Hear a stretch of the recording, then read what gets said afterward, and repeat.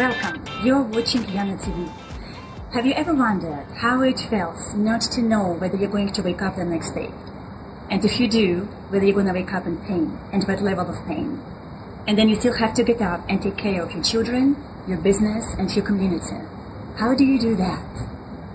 This is the questions we're going to ask to our guest today, Cindy Rochstein, who is a humanitarian. She's a 5 times published author. She's a powerful changer and change maker and influencer. She helps people to empower themselves and change their own lives through loving choices, health, and nurturing. Cindy also is the founder and director of Pencils Community, a social enterprise that enriches the lives of thousands of disadvantaged children throughout the world by means of educational items, sustainability, and humanitarian issues. Cindy, thank you for being with us today.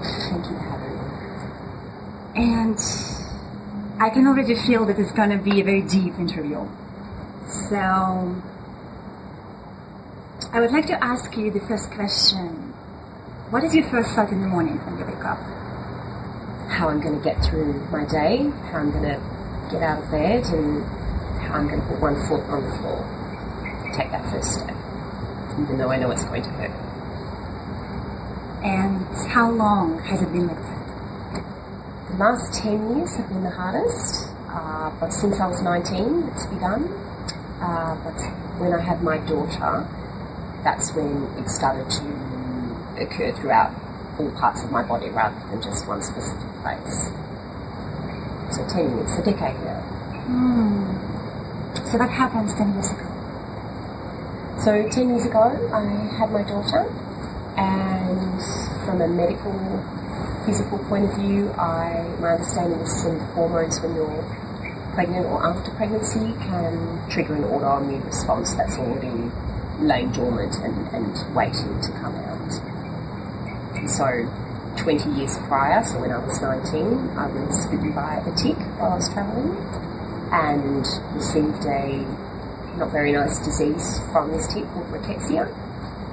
Only I didn't know that I'd been bitten and I didn't know I had the disease. And when I was in my late 20s, early 30s, that it was around that time that they were able to find out what was causing, from a medical point of view, what was causing all the symptoms or the swollen joints or the pain. And from that point on, they started to treat the disease, but they'd never had anybody who survived that long. And so most people who receive this disease get treated straight away, or unfortunately they pass on.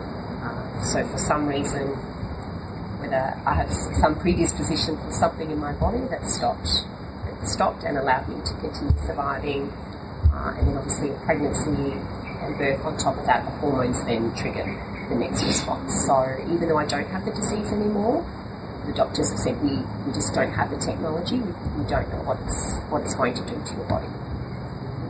So how do you live your life? That's a good question.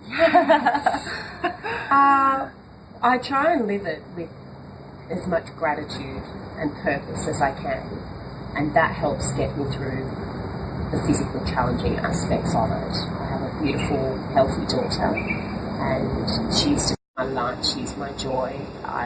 She was an absolute miracle. I was told that it would be very difficult for me to have children. Prior to her, I'd had 7 surgeries. It was something that was very unlikely to happen, and then with the rickettsia disease on top of it, it was, I guess, a storm created. So she was a beautiful miracle for me, and is my light and is my purpose of why I do what I do. Tell me about what you do. I run a charity, Yes. which started by accident.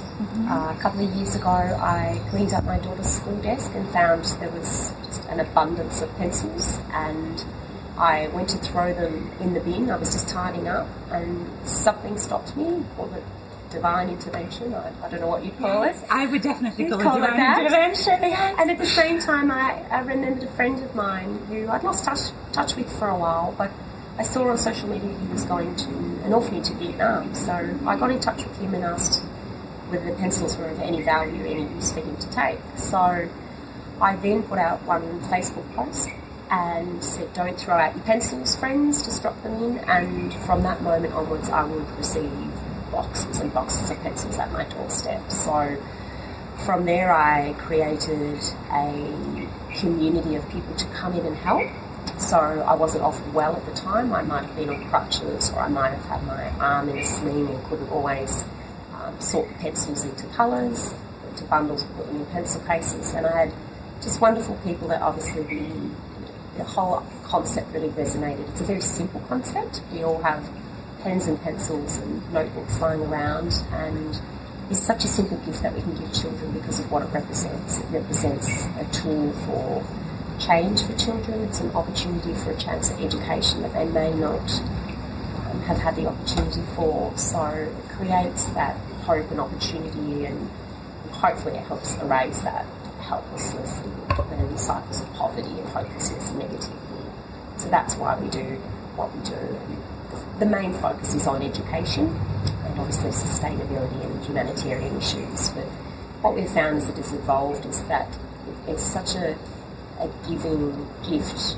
It's what we actually receive back in return by giving that gift. And so in turn it has helped create a beautiful network of individuals and help continue my well-being, as well as I think many others who've joined us on the course. I guess you could say everybody feels good about helping, and the result is very clear. We'll often have a school that donates pencils, and 3 months later I'll go back in with photographs of their pencils that they've helped the children. So a 9-year-old can see another 9-year-old on the other side of the world and see that everybody's just the same. It's just they need to just see each other with their hearts and not see colour or culture or race or religion as anything other than just human heart to human heart. Is your daughter part of the foundation? Is she part of that? Yes, absolutely. So she likes to take pride in that it was her messy desk that started it. But she, all her, when we have a day where we sort pencils, all her friends come over. Sometimes we'll have 50 people in my house. It's just run out of the bottom of my house for now.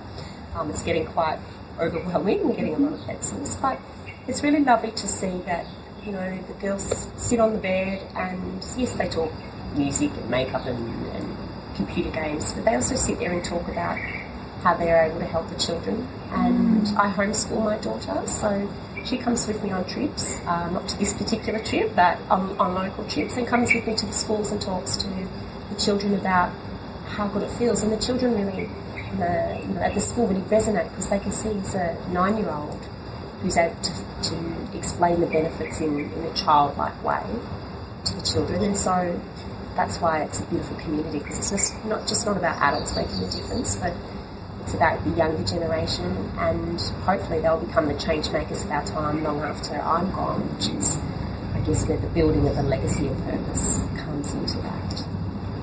Why did you decide to homeschool or to homeschool? Homeschool, yes, homeschool. I found that the traditional schooling system in Australia wasn't working for her. She was just starting to fall through the cracks a little bit, and she was becoming disinterested in learning, and I just knew that wasn't her. And we did one trip to Tasmania last year, and we said to the school, we'll take some schoolwork with us and try and keep up with it on the road, which we did. But we found that when we were travelling, she had this absolute love of learning and did her schoolwork no problem before we did our activities of the day, and found that love again, and I just saw the light switch back on in her, and so that led me to the decision to homeschool and to try it. So we've been doing it now for about 8 months, and love it, absolutely love it. It's really, as a mum, giving that gift of education to my own child as well, and supporting the ways in which she needs to learn is I just think the most beautiful gift for me as well. It feels quite selfish at times, but I love it. I love it.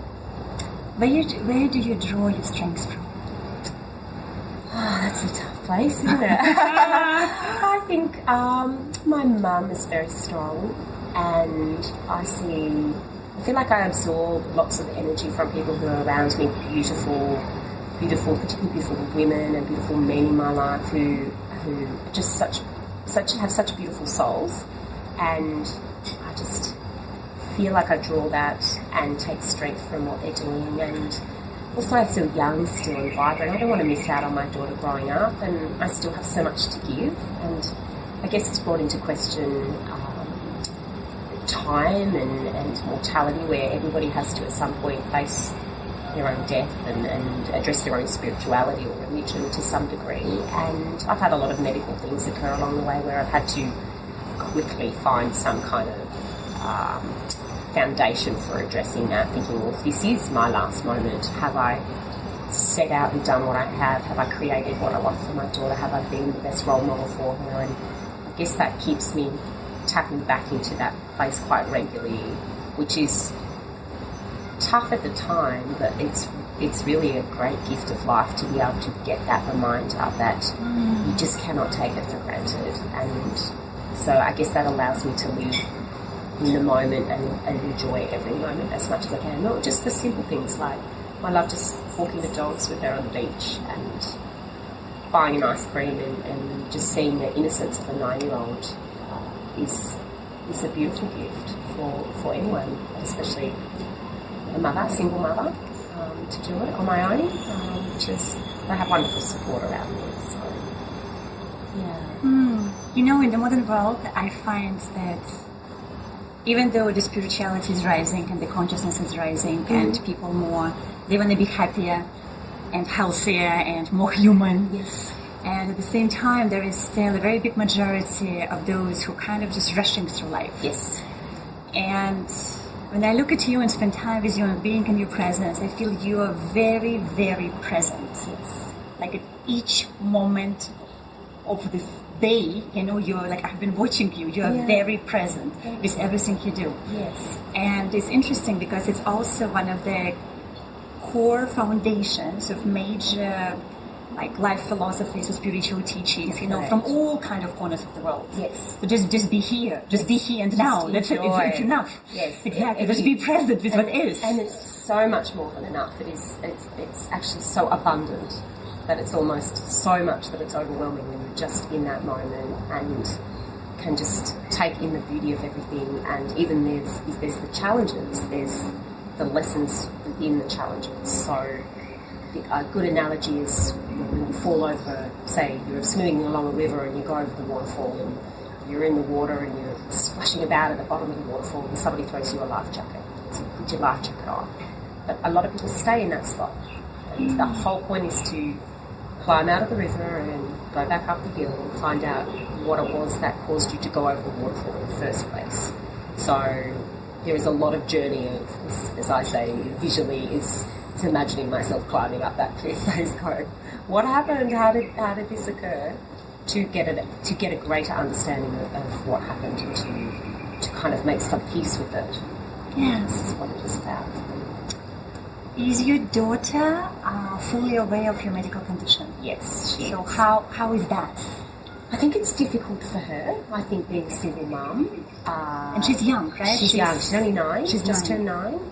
So she's grown up watching me do lots of medication, lots of injections. She's not seen me inject, but she knows that there have been some horrific side effects of that.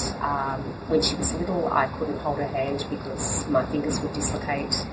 There would be times where I was unable to drive, or there would be times where just standing up in the morning, the weight of my arm would make my shoulder dislocate as well. So she was there for all of those experiences and would have obviously seen or felt the pain. I tried to hide as much as I could, but because it's such a visual, when you're on crutches, it's really hard to do. But I'm very stubborn at times, you know, I'm on my crutches and I'm still dragging the rubbish bins out on the road because no one else is there to do it. I still have to provide that world for my daughter and provide her with the routine and the energy behind it. So I'm hoping that even though she has seen the dark parts of that she's also seen a mum who will overcome any challenge. So everybody in life will have some kind of challenge, whether it's emotional, physical, financial, and I hope that she sees that the no excuses idea, that you continue to move forward. Sorry, to move forward and flies, so lovely and warm here. But that she takes on those lessons. So, as I say, hopefully the things I'm passing on to her are about being a great role model and overcoming those hurdles that everybody faces at some point. We just had a lot of earlier lessons than the rest of us. So, yeah, it's a very special, unique relationship. It's obviously got a message for me. It likes you. Yeah.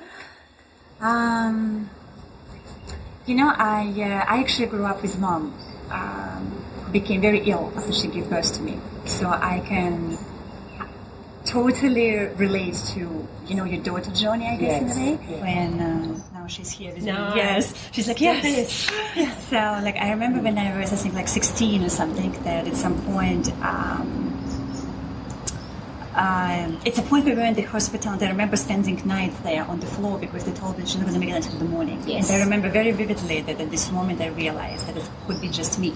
Yes. And no one else there to support me. Yes. And it also made me really realize how much I treasured my mom's relationship with her. Yes. And that was many years ago. And my mom kind of just, I guess, refused to die. Yes, I think that's me. And and she's going to be turning 70 in a few years. Yes. And she lives now in Singapore. She's very happy. Still days are different. But it has been many years for her of that journey. Yes. So what I'm sharing is because I do feel that actually it teaches you to appreciate the moment. Yes, and it's like for you, you kind of had to go to this journey when you actually have the illness. Yes. For her, she doesn't have to. Yes, she can appreciate it while staying healthy. Yes, and that's why I say it's almost about taking that pain of that lesson for her. Dion and I were talking earlier that it's the mother's prayer to protect your child. And I'm taking on probably more than what I should, but taking on so much to do my best to protect her. I remember when she was very young and I was breastfeeding her, and I was breastfeeding her to about 18 months. She was a great feeder, it was fantastic, but I had to come off breastfeeding. I had to wean her off to go on chemotherapy drugs. And at the time, for me, it was very heartbreaking because it is such a bonding moment that mother and daughter have. But I think it's emotional about it. Sorry. So I think it's a really beautiful moment about being present and making the best choices that you can for yourself. And I know that at the time, breastfeeding for her for as long as possible gave her the most amount of antibodies that I could against this disease and against the arthritis that they were talking about at the time. So in a way I was sacrificing my own health in order to protect her. I did it as long as I could, whereas at the point where I couldn't pick her up anymore. And so then it was time, and actually it was my doctor who put his hand on me and said, you've done a great job, but it's time to look after you now. And that was a really special moment, and I think for me it's about finding more life in the hours rather than more hours in your life. It's about finding the quality, not the quantity. I mean, a lot of people can live a very long time and not have that close connection with their children or their family or their partners or mothers. So it is, whilst it's hard at times, there is the beautiful blessed lessons in it as well that she's privy to, that I don't know if other families go through that, but that's what our family goes through, and that's our path in life. Cindy, you're also tremendously giving person, and on top of all that you have and your family, I know you also go into the world and you actually want to change the lives of others. Absolutely. I have seen you on stage, I know you wrote a book.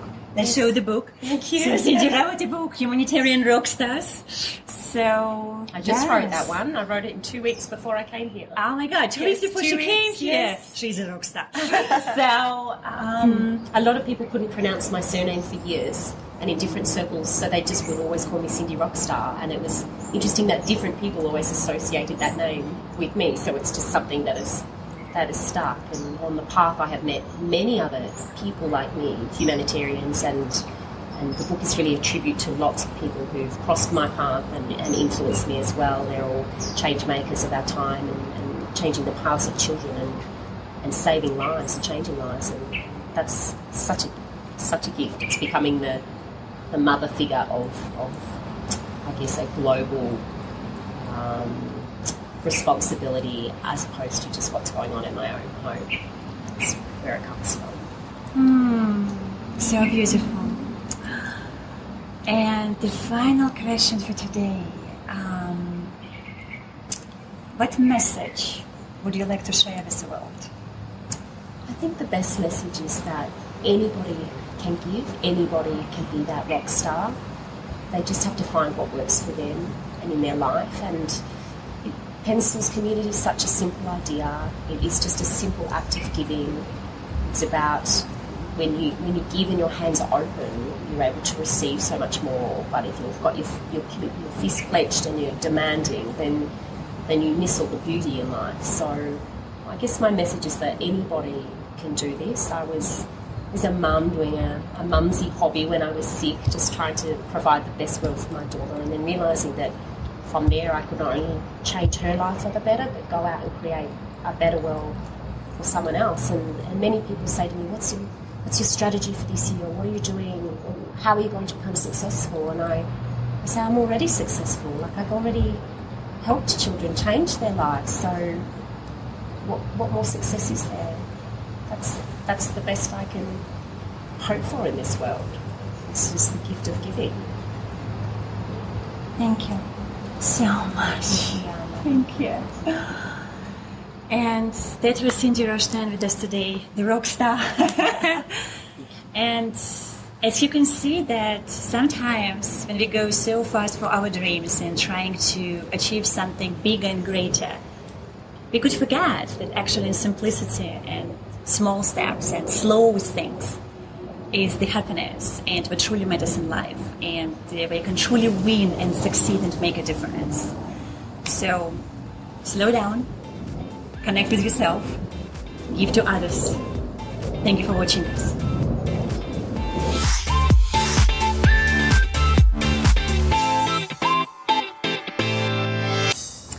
I've had such a lovely experience here today with Yana. It's been very magical, very warm, very loving. I've felt almost very serene here and instantly put at ease. And it's helped me also reconnect with myself today. And it's just been an absolutely loving, beautiful moment. And I'm extremely grateful to have met Yana and to have had the experience here today. So thank you so much.